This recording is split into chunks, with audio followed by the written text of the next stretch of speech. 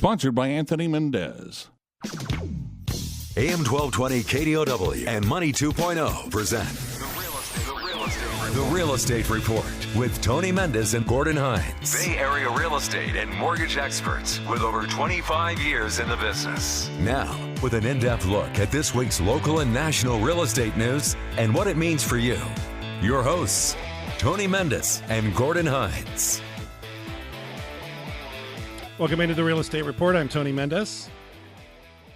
Gordon is out today. It's on a plane, I'm thinking about now.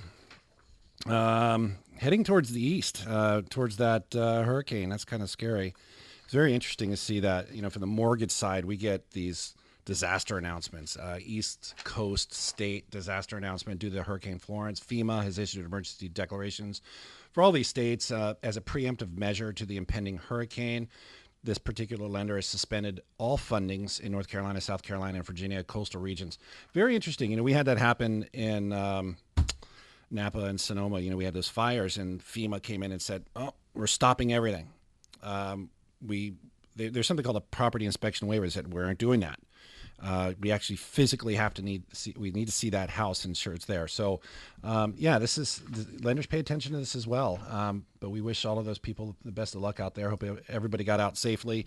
My brother has 3 vacation properties in Myrtle Beach, and so we've been watching that intently to make sure that that those houses stay standing and he can rent back his units as soon as possible. But that's something that you get into as a realtor. One of the commercials I was on before the show started was, "Hey, come in, to our seminar. We'll teach you how to be an investor and learn about the passive income." It doesn't work for everybody, and there are some risks. In fact, I have a really great article that talks about how one event can turn that passive income to probably one of the biggest losses that you've ever had. So you always have to be careful. And hopefully we are that show for you to give you your second opinion. At least open your eyes and look at some of the things that could happen to you. Not everybody should own a house. In fact, there's a very interesting article out there. And these are kind of the signs that we're seeing in the market right now. Everybody's wondering what's happening. Are we hitting a peak? Are we holding back on buying a house and seeing if it's going to dip? 2018 was a lot of that. A lot of, hey, should we buy? We're thinking about holding back and seeing if prices dip. For a decade there, it was all about buy. And it's cheaper to buy than to rent. It's cheaper to buy than to rent. And now we're starting to see some signs like, median home price has gone up significantly in the Bay Area past our peak. Does it make sense to buy? Now, should we rent? Well, there's an interesting stat that came out that said that in the United States, it just passed what they call the rent affordable or rent versus buy affordability index is showing that it's now cheaper to rent in the United States overall than it is to buy because of home prices. Not because of rates, but because of home prices. And that incomes have not kept up with the home price increases or that appreciation that we've been seeing.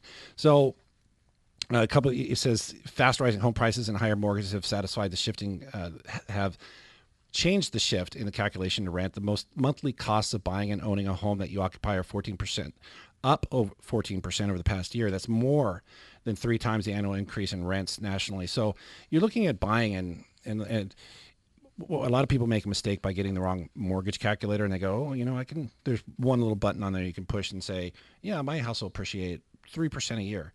Well, if you put 3% a year that appreciates, it's going to tell you to buy your house almost no matter what. So you had to put 0 in there or 1 at the most. And that way you can see the true numbers on whether or not it makes sense, because not a lot of people buy a house to see if it, for the appreciation. They get the appreciation and they hope they get appreciation, but it's all about principal payments and the tax write-offs. And don't forget to include the what they call lost opportunity on your down payment. Don't forget, if you put $200,000 into a house to help you qualify and lower your payment, you also lose the opportunity on that down payment. So when you see these kind of signs, you start thinking about what's going to happen in the market. I still feel very good about the Bay Area, as well as most of the people we work with. The inventory is so low. There's a reason why it's low. And there's a reason why the other half of this show is going to be, we're going to talk about how to take cash out and do renovations on your house, and which is pretty much what everybody's doing. Are you going to get an equity line, or are you going to do a cash out refinance? That's because it's hard to step down or step up and make it affordable. A lot of people are looking to step up. One of our clients is looking in Marin, and well-qualified borrower, and he couldn't find a school to put his kids in, so he just gave up. And there just wasn't enough inventory to satisfy his needs, and the school. So he just gave up, and now he's going to take money out of his house, and he's going to rebuild and build it better because he's satisfied with that. Everybody's doing that kind of thing. Anyways, call the show 800-516-1220, 800-516-1220. Stick around for that part of the show because it's going to be interesting about the difference between an equity line and a total cash out refinance. We're going to go over that in detail. In the meantime, we do have the esteemed Rob Black on the line. Welcome in, Rob. I'm not that esteemed, but thank you. How are you, Mr. Mendez? Are you just steamed? I'm good. You did a great loan for me last year, and I was calling in to endorse and also say there's a great article this week that was in Business Insider that said rich families are spending millions to live within walking distance of schools. Does that not say everything about real estate? Location, schools, maybe? Throw that in there? Absolutely. It's definitely one of the first questions we get out of people when they're either looking to buy a house or, in almost every scenario where people are looking to relocate, they're looking at schools. It's the first thing that pops up when you look at a listing online is, what are the ratings? It's the second thing that comes out of their mouth when they're talking about their house in general. They go, oh, I owe this much, and the schools are really good. You're in a great school district, right?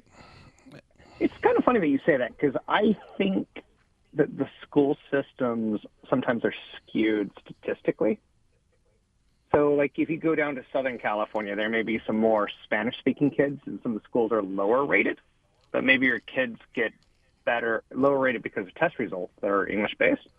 But your kids may get a better education, and it's all about what you do before and after school. And sometimes in Northern California, your kids could be with, like, the sons of the engineers of Google and Facebook, and it can skew kind of higher, and yet your kid could fall behind. So schools are important, but I think sometimes we put too much weight on the ranking per se versus what the parents do before and after. As a I don't want to say new father, or a new parent, but my kids almost both are. In retrospect, yeah, but I'm learning that the community is just as important as the schools because you're spending a lot of time. You're not always in school, but you also want your kid to network, have a good place to play, and with other kids, other families that are like your family that you can relate to, and maybe some diversity too to help your kid, kind of grow up in the Bay Area because that's what you're going to get is diversity.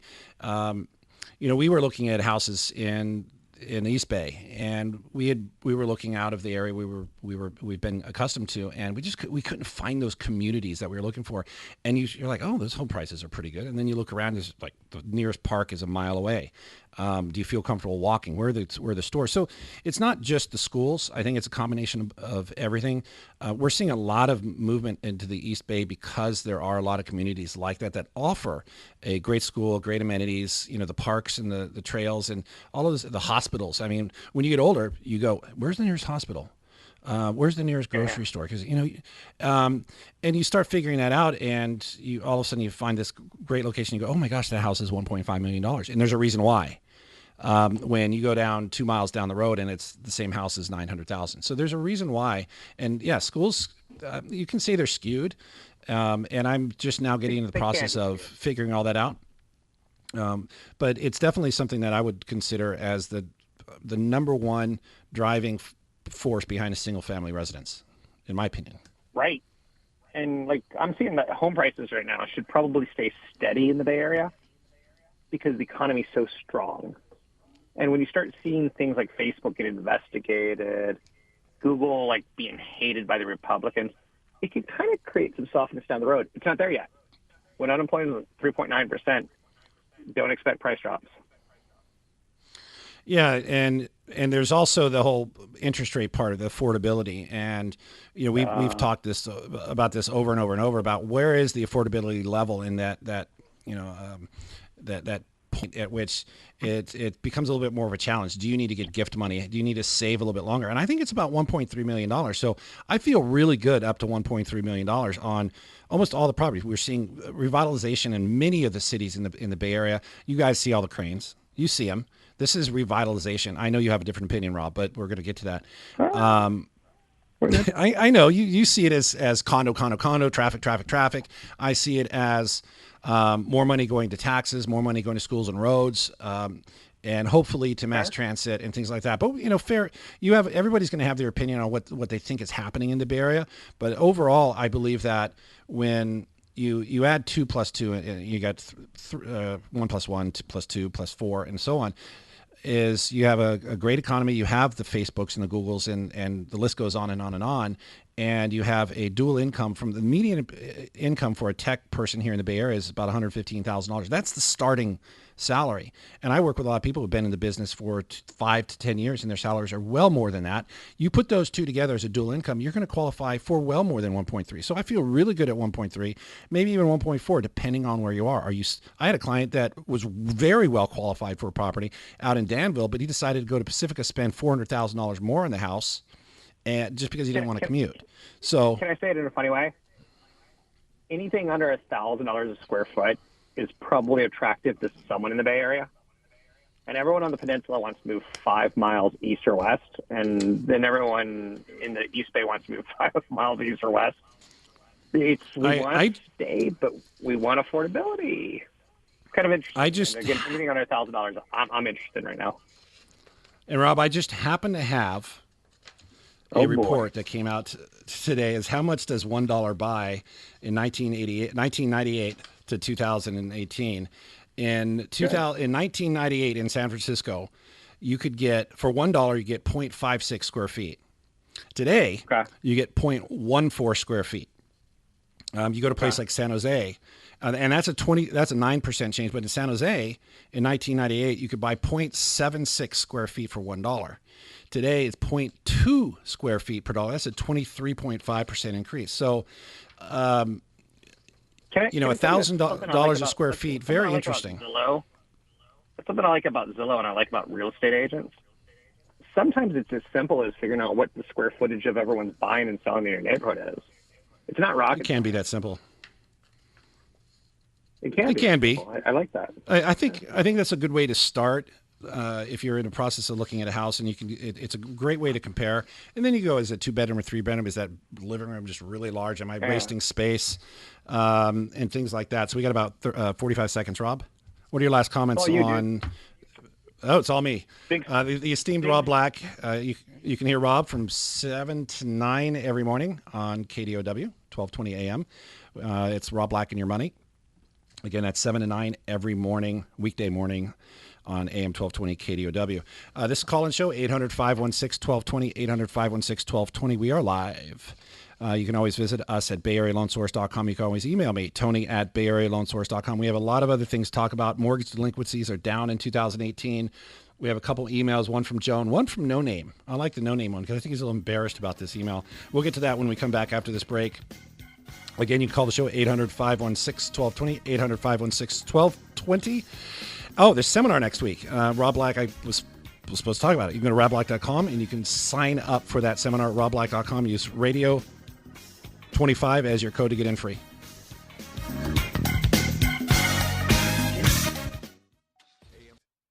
This is Money 2.0 on AM 1220 KDOW. I'm going back to my roots another day, another door, another high, another low. Rock bottom, rock bottom, rock bottom. Welcome back into the Real Estate Report. I'm Tony Mendez. Who coined location? You can call the show and see if you know the answer. 800-516-1220. I always think that's fun. A little bit of trivia. Call the show 800-516-1220, 800-516-1220. You can email the show, Tony@BayAreaLoanSource.com, Tony@BayAreaLoanSource.com. We got an email from No Name. I don't think he wants to talk about him getting divorced, but he's getting divorced. He needs to buy his ex out from the house. I guess she's going to keep the house, and one way or the other. The problem is he doesn't qualify. Okay, he's going to keep the house. Are there options for people like me to get a loan? So he's wanting to buy the house out, give her a couple $100,000, say, see ya, and he doesn't qualify. So what does he do? Well, I mean, unfortunately, a lot of the scenarios we hear like this end up, they just sell the property, and that's option number one. You just sell it. That's really the only way. You get your capital gains exemptions, and you pay out people, and you go on your way. The other option is the cosign. And we had a client that was pretty creative with this. And, of course, this is case by case. His ex, who was keeping the house, allowed him to cosign for the loan. So he decided that he would cosign for his loan, his own house, so he could actually get the money. So, which was very important to him. They agreed on a certain amount minus, you have to remember too, now she's going to have to make payments on this money that he's getting. So they minused out a little bit on that. They worked that out with their lawyer, and, she took him off the title later, and he walked with the cash. So I think you can be creative like that. But it is a co-signing situation. And it was the best way for him to get the cash and his kids to stay in the house and the same schools. But, just like co-signing for anything, you run into a couple issues. That debt's going to stay with the co-signer until that is either paid or refinanced, meaning it's always going to be there until it's done. And it can affect your ability to borrow money from somewhere else. It can also hurt the co-buyer's credit if they make a late payment. So you could be sitting back nice and happy, you're co-signed. It could be your kid's car or a house, or in this situation, your ex that's staying in there with your kids, and she doesn't make a payment, and you get screwed because now you're showing a late payment on your credit. You can be absolved from that debt, though, if you can show that the other person is making that payment for 12 months. That way it doesn't hurt your ability to buy something else, but it'll always be there and it'll continue affecting your credit score. So I think those are the issues. There's really no loan that says, hey, you're getting divorced, and if you don't qualify, use this product, the X mortgage.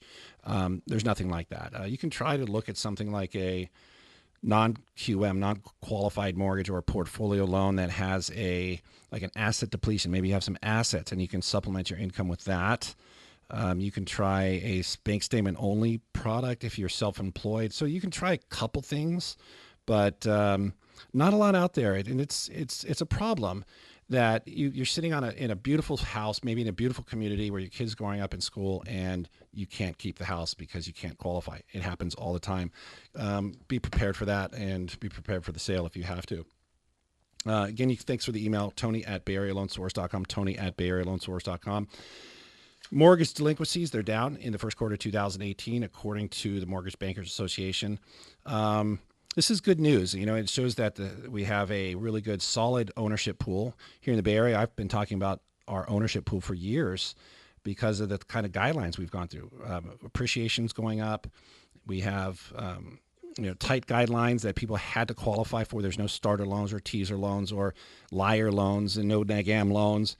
And because of that, we have a really strong ownership pool, and we see less defaults in this kind of market, especially with unemployment so low and wages kind of creeping up, and stock market. A lot of people, they feel confident with the stock market, so they stay in their house. They're like, I'm not going to sell it, or I'm not going to go into default. And there's the other angle.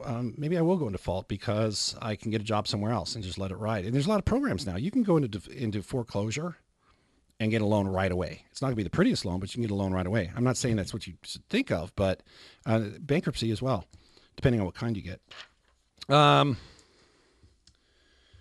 do have another email. I'll get to that in the second segment. I am going to kind of tease what we're going to talk about in the second half of the show, and that's about getting money to do a renovation on your property. A lot of people are sticking around in their houses. They can't find a step down or a step up property. Like I said, we had a client who was looking out in Marin, and they just couldn't find a school. And they said, you know what, I'm just going to give up and we're going to work on our house. And he's going to take money out of his house. What makes sense? Is an equity line make sense, or a refinance? And I'm going to talk about the ways to do that and how to determine which one makes more sense. I think it's really important that people understand that things like equity lines are adjustable. They're tied towards prime. Prime's 5% right now, and that's going to go up, according to the Fed, at least 2 more times in the next 2 years or year and a half. And that's another 0.5% in rate. And if you're borrowing a ton of money, when you know you could have fixed it in today, does that make sense? Can you pay it off sooner? So we're going to talk about that when we come back after the break. You're welcome to chime into the show, 800-516-1220, 800-516-1220, or call the show, email the show, Tony@BayAreaLoanSource.com, Tony@BayAreaLoanSource.com. We'll be right back after this break here on AM 1220, KDOW.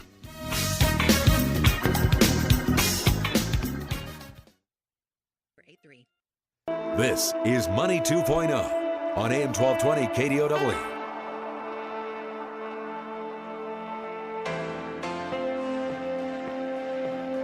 Welcome back into the Real Estate Report. I'm Tony Mendez. Gordon is out today. Probably about to get on a plane flying east. So we get a lot of scenarios that run by our desk, and one that we've been seeing a lot more often is, getting cash out of your house to do some sort of remodel. You need the money, you have good equity. Should you refinance or get an equity line? And refinance means refinancing whatever loan you might have on the property and adding to that, or getting an equity line called a second. There's no difference between a second loan and an equity line, except an equity line can be fixed. It could be a fixed or an equity line. A lot of people are going towards the equity line, and we have to just try to figure out how that makes sense, if it makes sense. We run into these scenarios all the time. More people afford to move.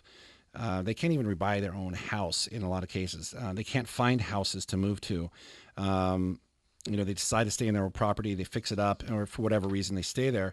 And it's a problem for the Bay Area in a way. We're geographically tied to an area. It's too hard to commute in some cases. School systems, they keep families in neighborhoods, low inventories, limiting people and their choices on where to move, not to mention the higher home prices.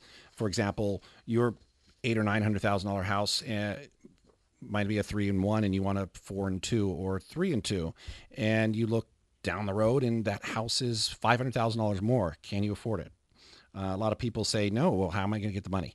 So a lot of banks and a lot of advertisements are talking about equity lines. It's really easy to get.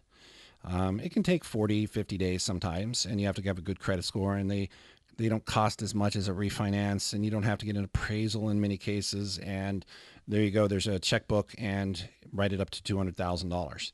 There you go. And a lot of people go, that makes sense because, I'm going to do this renovation. It's going to take me 3 payments. One's going to be $60,000, another one's $60,000, another one $80,000, and we're done.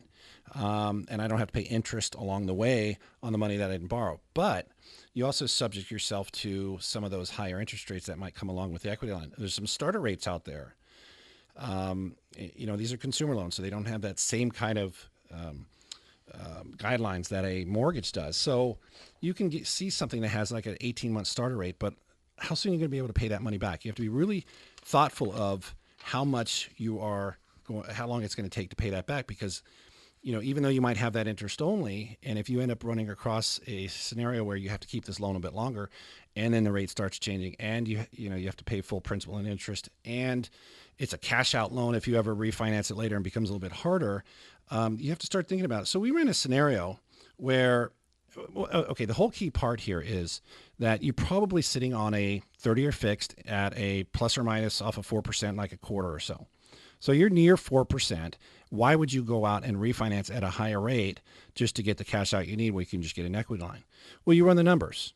All right. You look at how long it's going to take you to pay it back. Number one, if you can pay it back in a couple of years, that's great, because every time you make an equity line, that is, because every time you make a large payment, it drops your next payment. It's a pure adjustable on a month-to-month basis. Okay. Whereas a total refinance, if you pay it back quicker, your payment doesn't go lower. So essentially you're saying, I can fix this in for a long period of time and not pay it back, get all the write-offs. Remember, you're doing a capital improvement on your house. So when you do a capital improvement on your house and you have a true mortgage, you can step up your basis and you can write off the interest, as opposed to an equity line where it's a consumer loan. You're not getting the same write-offs that you are as if you got a mortgage. So you have to kind of weigh both of these factors in getting this. And I want to go over the scenario. I don't have enough time. I'll have to pick it up in the next segment, but I can show you how the numbers wise, and I ran the numbers before the show, how you can actually save money. For example, somebody's had their loan for a long period of time. They like their rate, but they can re-amortize even if the rate goes higher. Did you know that if you increase your rate, let's say like a quarter, but you're re-amortizing after you've had the loan for 6 years, your payment goes lower? And this can help you pay for that other cash that you're borrowing. So I'll run those numbers when we come back. You can call the show 800-516-1220, 800-516-1220. You can always email the show, Tony@BayAreaLoanSource.com. We'll be right back. This is the Real Estate Report on AM 1220 KDOW.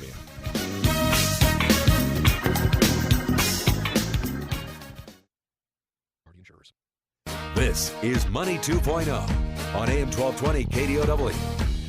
Come with me now. Come with me now. We're back into the Real Estate Report. I'm Tony Mendez. Thanks for being with us. You can always call the show 800-516-1220. If you're doing a renovation in your house, remodel, whatever you want to call it, and you need some money and you want to take it out of your equity, a lot of equity out there, do you get an equity line or you do a cash out refinance? Cash out refinance is when you get your current loan and you refinance it and then you take some cash out. And the rates are a little bit higher than what you probably are used to. I ran a scenario where it's a benefit to get the refinance as opposed to the equity line. And the person is in 6 years into their 30-year fixed at 4.25. They owe $540,000 now. They need $300,000 for the renovation. So that's a total of $840,000.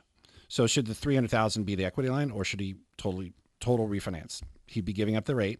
In this case, the owner decided to go with a 7-year ARM, and at a new rate of 4.375. Remember, this is a cash out jumbo loan, so the rates are a little bit higher. And there are products that will go to 80% on a jumbo ARM, by the way, cash out. Now, if he decides to get the equity line, the average rates right now for an equity line, let's call them a HELOC, is 4.98% according to bankrates.com. Let's just call it 5%. So if he chooses the ELOC for the money, he'll have a 4.25% rate on the first loan and a 5% on that $300,000 on the second loan. And that's tied to prime, which is 5% right now. And we also know that might be going up. The total payments will be about $4,600. So if he chose the refinance instead at 4.5%, for example, 4.375, the new payment is $4,256, so $340 lower.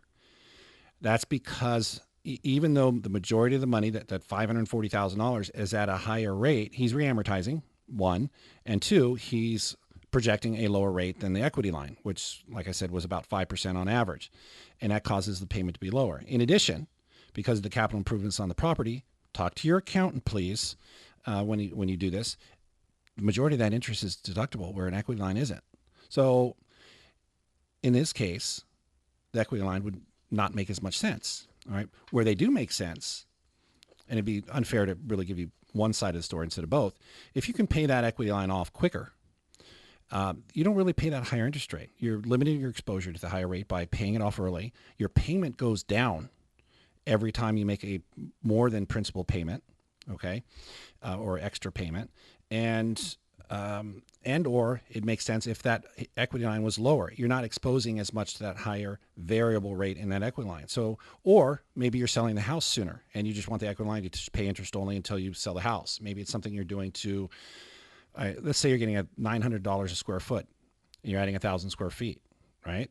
And it costs you $450,000. Well, you might be adding $400,000 value. I'm not saying that that's the math, but you can kind of run the math like that.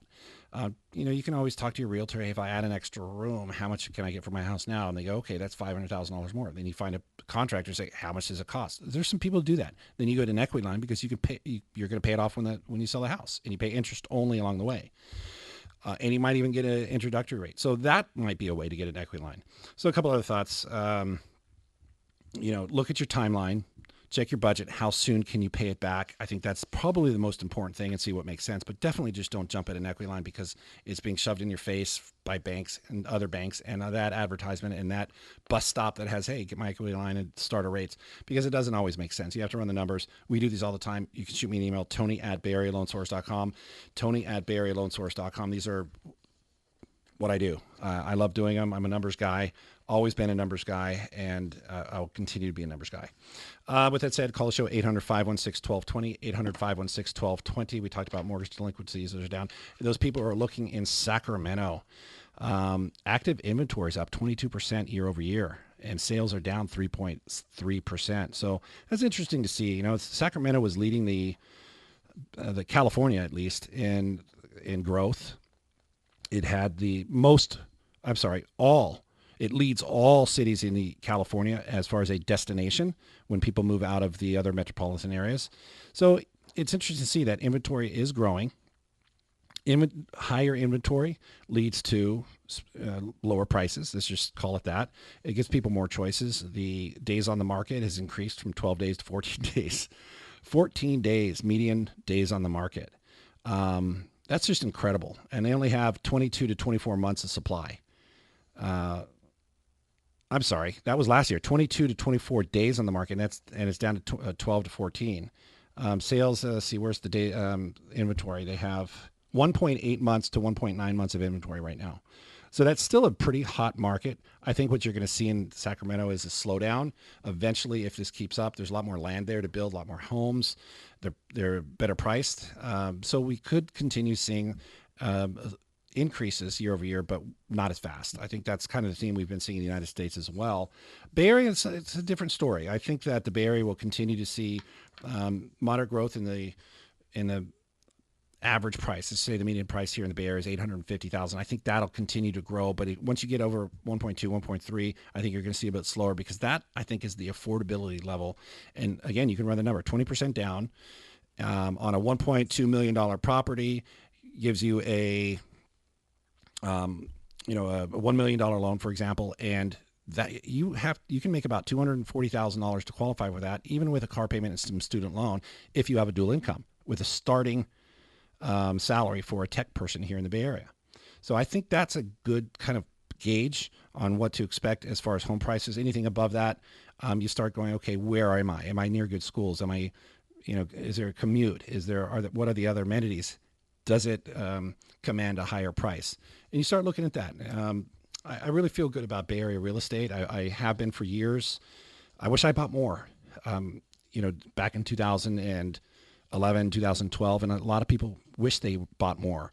Rents are kind of slowing down. I think San Francisco saw a little decline in their increase in rents. It actually went down. It wasn't a decline in increasing rents. It was down. So I think rents are playing a factor here, and people are figuring out that it's still a little better to buy because rents are so high, and I think that'll also keep home prices up, and there's just not a lot of inventory. So let's just flat out say the Bay Area market is still pretty strong. There's still multiple offers. No problems about that. I want to come back. We had another email. This one's from Joan. She has a very interesting email about the process of going from listing her property to buying a new property. And a lot of people are doing this in order to use that equity from the house they're selling. How do they move it to the next house without using a bridge loans, which don't exist anymore? So we can talk about that when we come back. What else is out there? We can talk about ARMs. A lot more people are using ARMs. And does that make sense? The rate's lower. Am I going to sell my house in 7 years? Why do I have a 30-year fix? So why don't I have a 7-year ARM? We can talk about that when we come back here on AM 1220 KDOW. I'm Tony Mendez. This is the Real Estate Report. We'll be right back.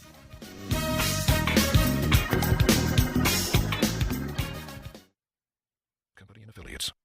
This is Money 2.0 on AM 1220 KDOW. Hello, hello, I'm not where I'm supposed to be. I hope that you're missing me, cause it makes me feel young. Hello, hello, last time Welcome back that I into the Real saw Estate your Report. I'm face Tony Mendez. was recess in second grade. Call the show, 800-516-1220 if you want. 800-516-1220. So, on occasion, an article will really, really make me mad. I don't use the H word, but I kind of want to. This is a person that says 7 solutions for a homeowner struggling with their mortgage. Like, okay, refinance to a longer term. That's fine. Refinance to an ARM. That's also fine. You can save a bunch of money. Difference between a 30-year fixed and a 5-year ARM could be as much as 1%, depending on, your credit score. Refinance from an ARM to a fixed rate. Well, that's not really going to save you money, so that's kind of weird. Modify your loan. So that's interesting. Okay, so you can try to modify your loan, but then you get to this one right here. It says, get an equity line. And it says, getting a home equity line may provide immediate assistance to struggling homeowners. Okay, that part is true, but you're also putting them in more debt. All right, so what they're saying is that, okay, so my mortgage payment is $2,000 a month, and I'm struggling to pay that. So maybe I go get an equity line to get into more debt so I can draw off of that and make the mortgage payment. Well, this really pees me off because I don't know how you can start off something that says solutions for homeowners that are struggling and then go out and tell them to borrow more money. I'd rather have you, what about the part that they don't have this in here? Why don't you pay off some credit card debt? Why don't you do a refinance and pay off your credit card debt? For every dollar you pay off in a credit card equals about 30 cents in a mortgage. So if you have $10,000 in credit card debt, put that in a mortgage. Your payment will go from, $250 a month down to like $70 a month. Instant savings of $130 a month. or more. Pay off a car. You have the equity. Why would you get an equity line and put yourself in more debt? Borrow that to make your payment. I'd rather have you pay off some credit card debt and go there. At least you have some interest deductions. When you put in your mortgage, to an extent. Talk to your accountant. I always have to kind of say that. So always be careful about what you read. Talk to people who've been doing this for a long time.